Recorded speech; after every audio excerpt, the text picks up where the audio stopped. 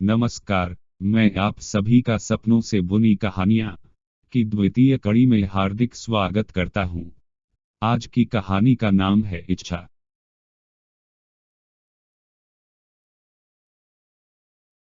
यह लेखक की काल्पनिक मौलिक रचना है। इस कहानी में सभी नाम, पात्र, व्यवसाय, स्थान और घटनाएं या तो लेखक की कल्पना की उपज हैं या काल्पनिक तरीके से उपयोग की गई हैं। वास्तविक व्यक्तियों, जीवित या मृत, या वास्तविक घटनाओं से कोई समानता विशुद्ध रूप से केवल एक संयोग होगा। द्वितीय कहानी इच्छा। शुक्ल पक्ष की द्वितीया की रात्रि 10 बजे ब्रह्मानंद अपनी शयनशैया पर लेटता है और प्राचीन भारत के विश्वविद्यालयों का ध्यान करते हुए मंत्र जपने लगता है। थोड़ी देर में उसे नींद आ जाती है। जब वह जागता है तो सुबह के 4 बज रहे होते हैं। ब्रह्मानंद ने जैसा सोचा था वैसा कुछ हुआ नहीं, पर वह निराश हुए बिना लिखना प्रारंभ करता है। कभी कहीं किसी नदी के किनारे एक गांव था, जहां आज से 80 साल पहले जाने के लिए नाव के अतिरिक्त कोई अन्य साधन न था। उस समय वहां एक उच्च कोटि का संपन्न ब्राह्मण परिवार रहता था, जो पीढ़ियों से रूढ़िवादी परंपराओं को तोड़कर भौतिक और आध्यात्मिक रूप से संतुलन बनाकर उन्नत होने के लिए जाना जाता था। पीताम्बर इसी परिवार का युवा लड़का था। उसे गांव का जीवन बहुत पसंद था। उसने कभी भी दूर बड़े नगर जाने का सोचा ही नहीं। उसकी दुल्हन का नाम संतरा था और उसे संतरा बहुत पसंद भी था। पीताम्बर उसे बहुत प्रेम करता था। वह लंबी, सीधी साधी, शांत और निश्चल स्वभाव की थी। उसे किसी से भी ईर्ष्या, द्वेष और भय नहीं था। वह बहुत गुणवान थी। वह किसी भी काम को बहुत जल्दी सीख लेती थी। दैनिक कार्य जैसे खाना बनना इत्यादि वह अपनी माँ को देखकर ही सीख गई थी। पीताम्बर जब से संतरा को विवाह करके इस घर में लाया था, तब से संतरा के पास पूरे घर के लिए खाना बनाने और खिलाने की जिम्मेदारी थी। उसने कभी भी किसी को शिकायत का मौका नहीं दिया। संतरा की शादी के काफी समय बाद भी उसके कोई संतान नहीं थी। उस गांव के लोगों ने कभी हवाई जहाज नहीं देखा था और औरतों ने कभी इसके बारे में सुना भी नहीं था।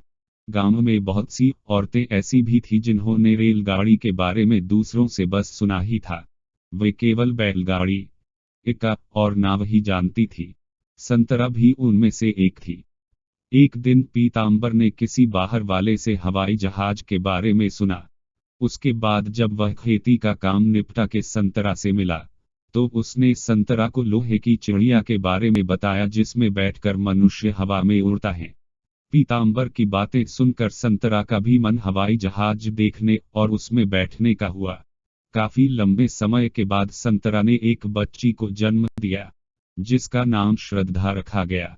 संतरा श्रद्धा का बहुत ध्यान रखती थी। बच्ची 5 साल की हो गई थी, पर गांव में कोई पाठशाला न होने के कारण वह पढ़ने नहीं जाती थी।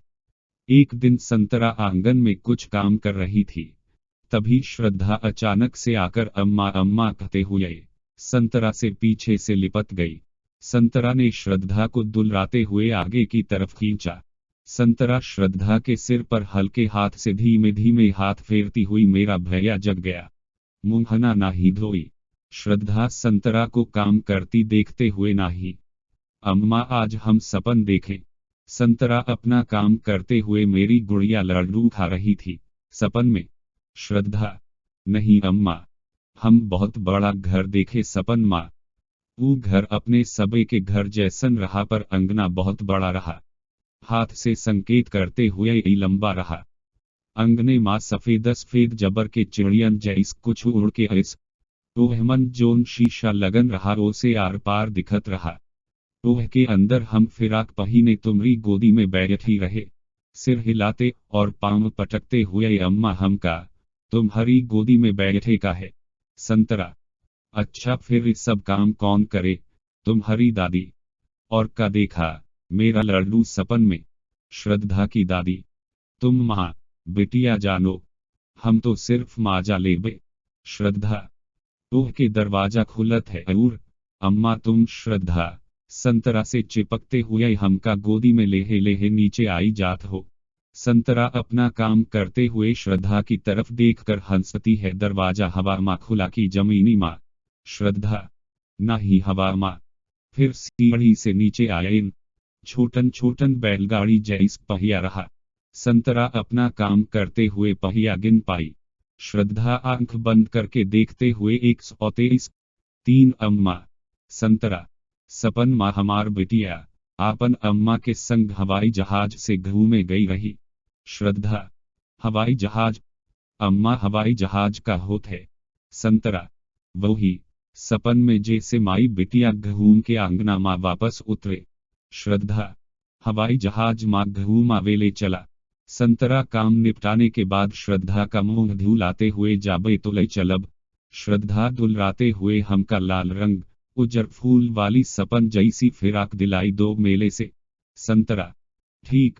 श्रद्धा, अम्मा, लड्डू? श्रद्धा की दादी, भितरे में रखा है, ले चाबी ले जा। जब श्रद्धा 8 साल की हुई तो उसकी मां की मृत्यु हो गई। 2 साल बाद श्रद्धा के दादा ने उसकी शादी तय कर दी, पर श्रद्धा की दादी को वो परिवार पसंद नहीं था। श्रद्धा के दादा ने यह कहकर शादी तय कर दी कि लड़का बाकी घर वालों जैसा नहीं है, तुम्हारी लाडली का बहुत ख्याल रखेगा। जब तक तुम्हारी लाडली के खाने के लिए नहीं होगा तब तक वह स्वयं भी नहीं खाएगा। जब तक तुम्हारी लाडली के पास पहनने को कपड़ा नहीं होगा तब तक वह अपने लिए भी कपड़ा नहीं लेगा। शादी के कई वर्ष बीत जाने पर जब श्रद्धा को कोई संतान न हुई तो श्रद्धा के ससुराल वाले उसके पति पर दूसरी शादी का दबाव बनाने लगे। जब दबाव बहुत ज्यादा हो गया तो तंग आकर उसका पति उसे लेकर नगर चला गया। वहां वे दोनों किराए के मकान में रहने लगे। जैसे तैसे गरीबी में दिन बीतने लगे। कुछ सालों के बाद उसे एक लड़की हुई। उसका नाम उन दोनों ने पहेली रखा। श्रद्धा ने उसका ध्यान वैसे ही रखा जैसे उसकी माँ उसका रखती थी। श्रद्धा खुद तो पढ़ी लिखी नहीं थी पर वह पहेली को पढ़ना चाहती थी। इसके लिए उसने अपने पति को मना लिया और पहेली का प्रवेश अच्छे विद्यालय में करा दिया। कुछ वर्ष बाद वे लोगों जिस नगर में रहते थे वहां विमानपत्तन भी बन गया। जब भी कोई हवाई जहाज उसके घर के ऊपर से जाता तो वह आसमान की तरफ सिर करके एकटक उस हवाई जहाज को देखने लगती थी। समय बीतता गया और पहेली ने स्नातक की परीक्षा उत्तीर्ण कर ली और नौकरी ढूंढने लगी, पर उसे कोई ढंग का काम नहीं मिला। वह काफी निराश हो गई। करीब 2 साल बाद उसे अपनी पढ़ाई से संबंधित क्षेत्र में न के बराबर वेतन पर नौकरी मिली। वह काम से तो बहुत खुश थी पर कम वेतन उसकी खुशी कम कर देता था। पर उसे उस काम में अपना भविष्य उज्ज्वल दिखता था, इसलिए पूरी निष्ठा से वह नौकरी करने लगी। इधर दहेज के लिए पैसे कम होने के कारण उसका पिता उसके लिए पसंद का वर भी नहीं ढूंढ पा रहा था। करीब 2 साल ऐसे ही बीत गए।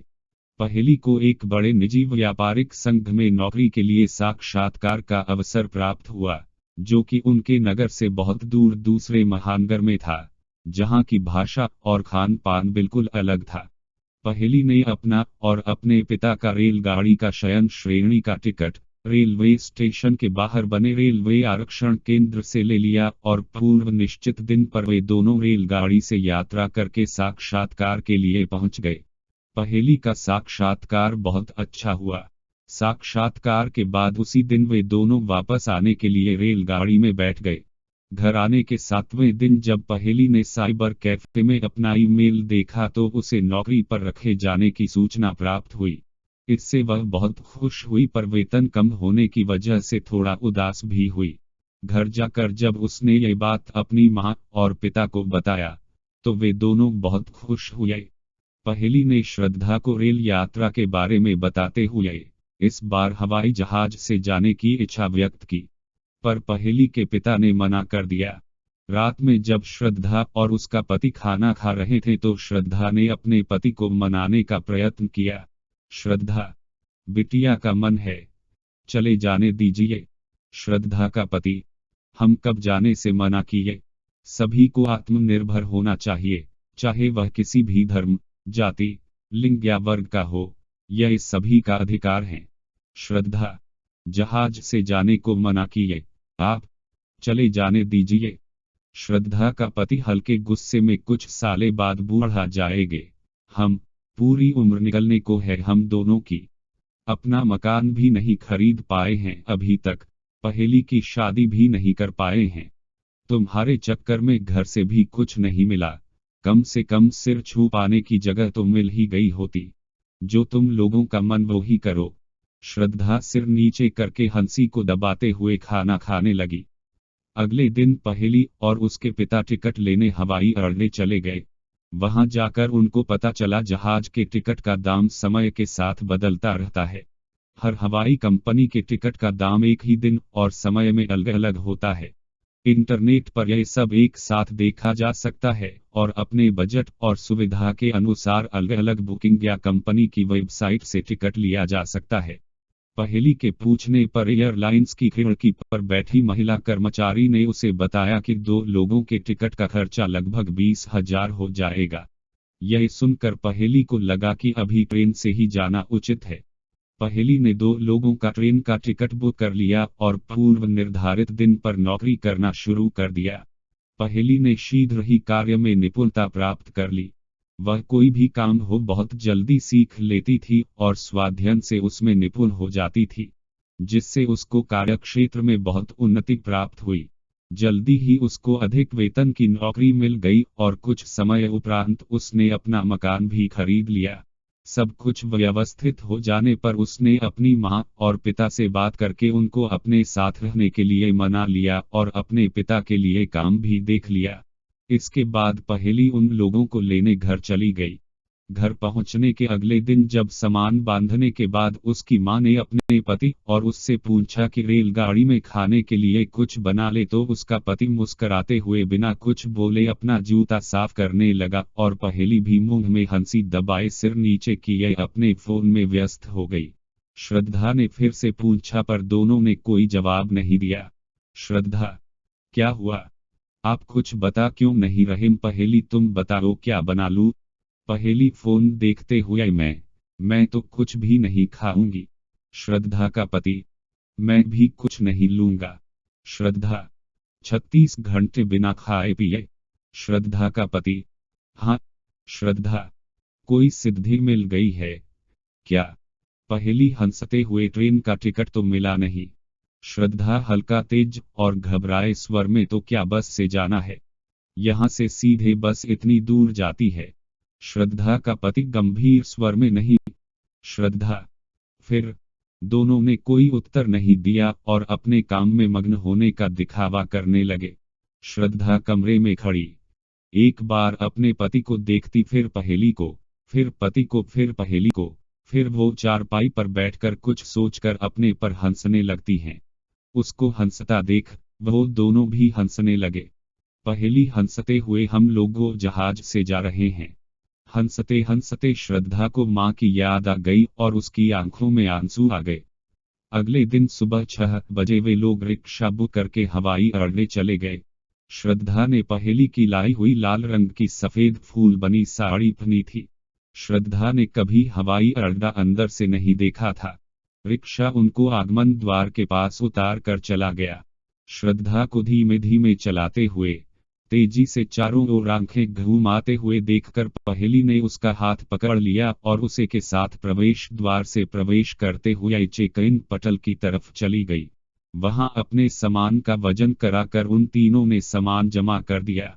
इसके बाद सुरक्षा जांच करा के वे लोग विमान के निर्धारित द्वार से विमान में जाकर अपने अपने स्थान पर बैठ गए। श्रद्धा ने कुछ देर से इधर उधर घूमाकर लोगों को और विमान को देखा, फिर विमान में दिए जा रहे निर्देशों को सुना।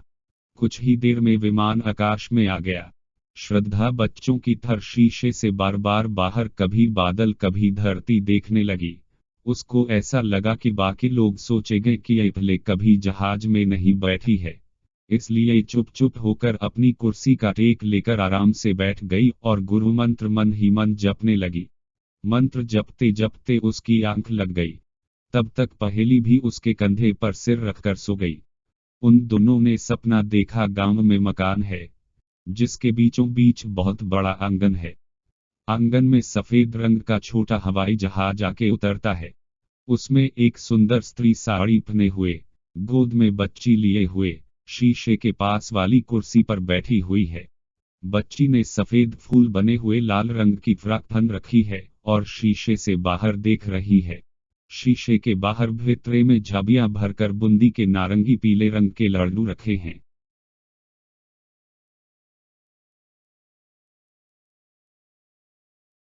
इस काल्पनिक कहानी को सुनने के लिए हम आप सभी को धन्यवाद करते हैं।